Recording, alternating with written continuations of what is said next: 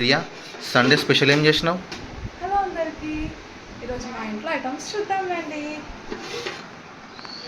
జీరా rice, green chicken చూస్తుంటేనే నోరు ఊరిపోతుంది. జీరా రైస్కి గ్రీన్ చికెన్ చాలా మంచి combination. White rice, red chicken,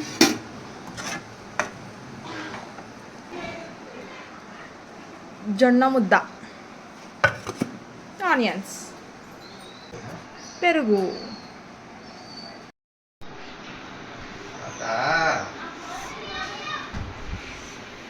చాలా వేడి వేడి ఉన్నాయి.